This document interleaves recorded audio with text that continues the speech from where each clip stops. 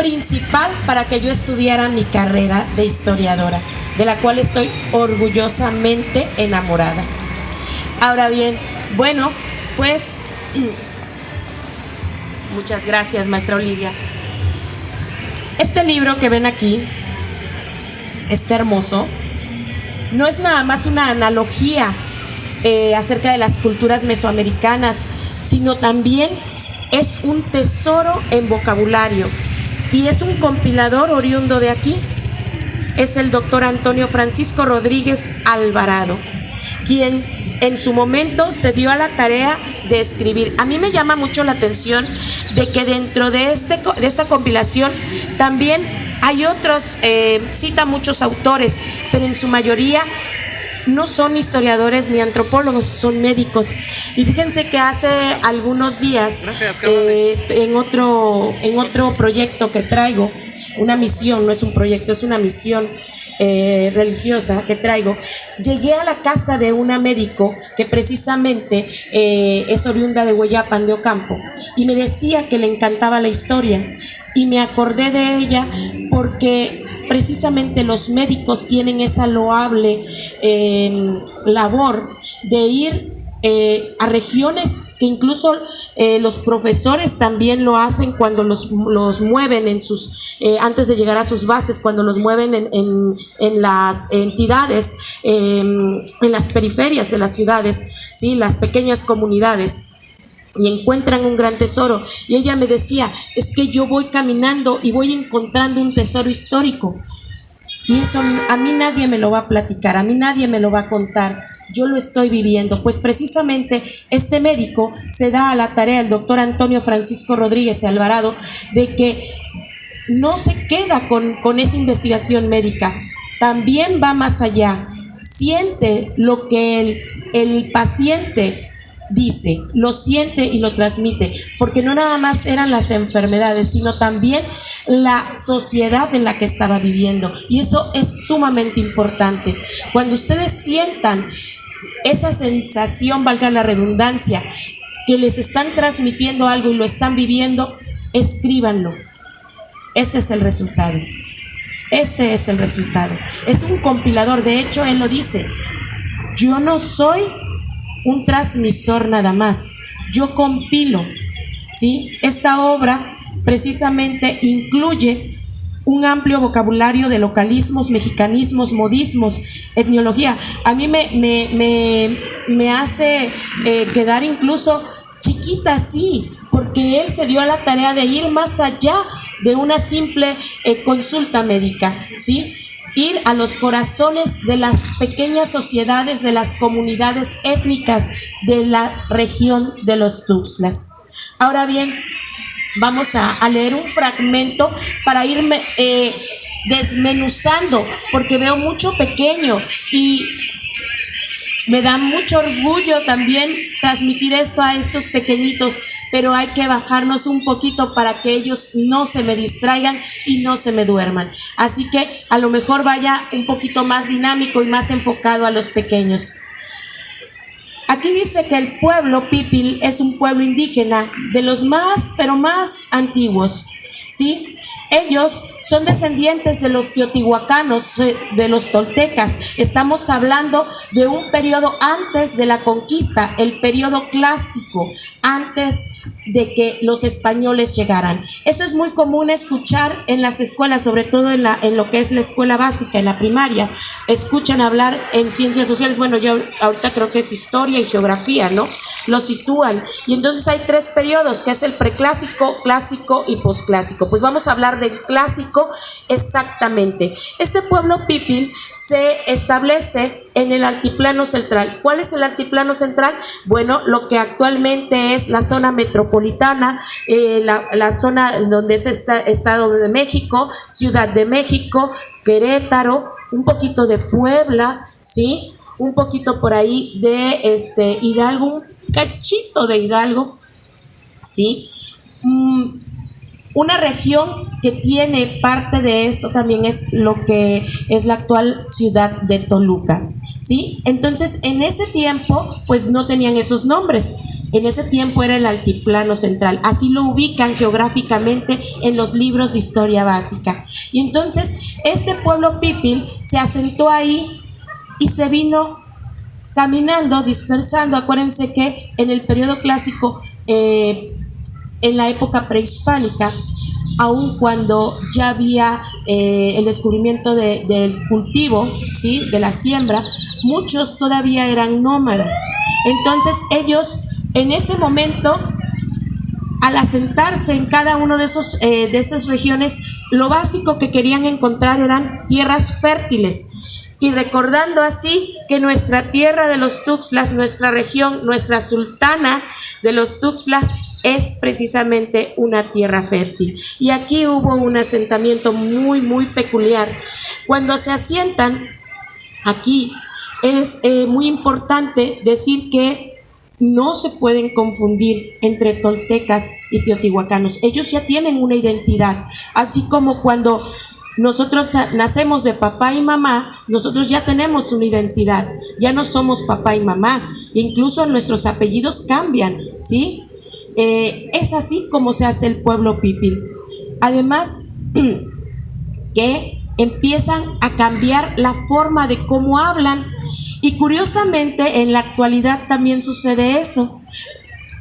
Si nosotros nos movemos tantito para el área de lo que es Santiago, hablan de diferente manera, su forma de hablar es diferente, los escuchamos diferente. Si nos movemos del lado de Catemaco, el timbre, el acento es diferente. Bueno, pues aquí no nada más era el timbre y el acento, la fonética, aquí iba más allá, era también parte de la gramática.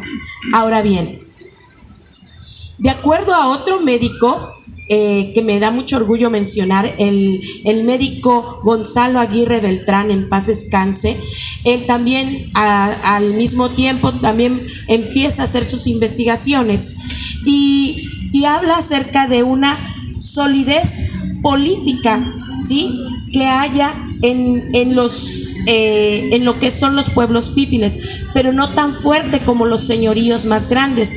Recuerden que niños, que antes, hace muchísimo tiempo, estamos hablando de siglos atrás, ¿sí?, no había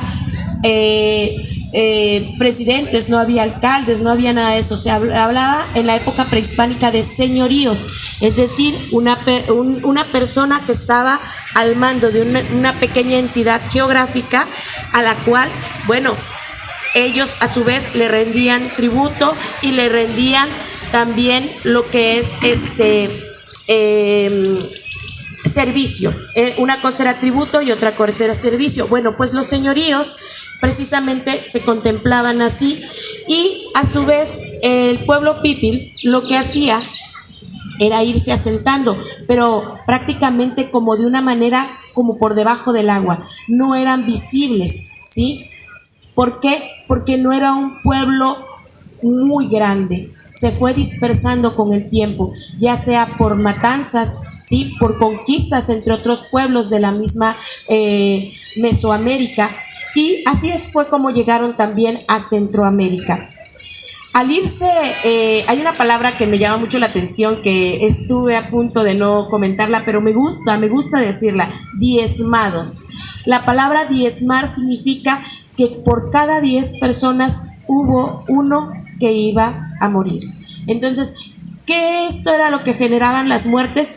Las muertes generaban no tanto por enfermedades, sino era por los sacrificios humanos que se hacían en aquella época, sobre todo en lo que era la civilización mexica. Y bueno, en realidad este núcleo de población, al momento de asentarse en la región de los Tuxtlas, pues va cambiando su forma de hablar y empieza a quitarle la TL, de acuerdo al autor Garibay, que aquí nos relata precisamente que en la altiplanicie mexicana no usaban el sonido TL, sino el explosivo que hacían con la lengua simple, así como el náhuatl, ¿sí? Quitan la TL y pasa a ser en seco, náhuatl. Ahora bien, considerando todo esto y para distinguirlos de los náhuatl, estos pequeños sufijos, o estos sufijos, perdón, que eran las terminologías como hablaban ellos, empezaron a variarse entre más señoríos. A fin de cuentas, que la forma mientras ellos iban caminando por toda la geografía de lo que ahora es Centroamérica, pues iban modificando también los nombres de las regiones. Pero si había un nombre que ya estaba puesto, ellos únicamente respetaban lo que ya tenían. Eso es algo muy grandioso, muy padre por parte de los pípiles. ¿Por qué? Porque ellos se daban a respetar de esa manera. Yo no toco lo que no es mío. Y así es como deberíamos actuar ahora. Yo no toco lo que no es mío. Ahora bien, otra de las características que tiene es que mantenían los nombres de los animales que hallaban en cada una de las etnias, ¿sí? Y bueno, algo muy importante aquí en la región de los Tuxtlas, que se asentaron muy poquito. De hecho, quedaron nada más los asentamientos dispersos en lo que ahora es la entidad de... permítanme tantito. Perdón. En la entidad de lo que es región de los Tuxtlas, pero también en Soteapan, Minatitlán y Coatzacoalcos, en Cozoleacaque. Esto es algo muy importante porque nosotros tenemos una rica región también en el habla del náhuatl, del pípil. El pípil en Centroamérica prácticamente se fue desencadenando como una deformidad dialéctica. ¿Qué significa esto? Que lo fueron adoptando otras entidades. Entonces no fue tan favorecido. Sin embargo, nosotros tenemos una riqueza etnológica, que eso a nosotros nos ayuda y nos vale. ¿Qué hay que hacer ahora, niños? Ustedes los niños tienen la mayor misión en la actualidad: fomentar lo que es el dialecto pípil. Esto no es algo que se venga repitiendo recientemente, esto es ya de años. Recuerdo que hace mucho tiempo había una viejecita por aquí que vendía cacahuates de vez en cuando, era la nana Nicolasa, y recuerdo que ella hablaba el náhuatl. Y también recuerdo vagamente, porque era muy pequeña en ese tiempo, que ella decía que prefería hablar su idioma con el que nació, así lo decía, que hablar el español, porque su idioma era dulce y el español hería. Para mí eso no se me olvidó, que muchas veces nosotros no nos atrevemos a decir. Rescatar lo que es parte de las variedades del náhuatl, como es el que está en esta región, es importante. Otro punto también que el doctor Antonio hace mención precisamente es acerca de cómo respetar el vocabulario. Precisamente, no sé si me permitas un libro de los que trae el profesor. Muchas gracias. Esta gramática básica del náhuatl en los Tuxtlas de Mario Cholo Velasco tiene parte de lo que está aquí. Algo que yo quisiera pedirles a los profesores, si es que aquí se encontrase en un momento dado un profesor con raíces de esta región, pero raíces nativas del pípil, ¿sí? Pedirles que fomenten en sus escuelas este tipo de cápsulas, ¿sí? Este tipo de cápsulas informativas, culturales, étnicas, que van a ayudar también a lo que son los niños para poder regresar o rescatar parte de lo que es el dialecto pípil, que es la variedad del náhuatl. Ahora bien, la variedad del náhuatl, hay otra cosa más que les quiero mencionar acerca de esto, ya para terminar. Los niños, cuando tienen los primeros 3 años de vida, empiezan a hablar y a decir palabras como Coca-Cola, Barbie, cuando ven las Barbies, ¿no? Coche, dulces. ¿Y por qué no invitar a los adultos a que promuevan el vocabulario del pipil? Yo sería de las participantes en hacerlos con los niños.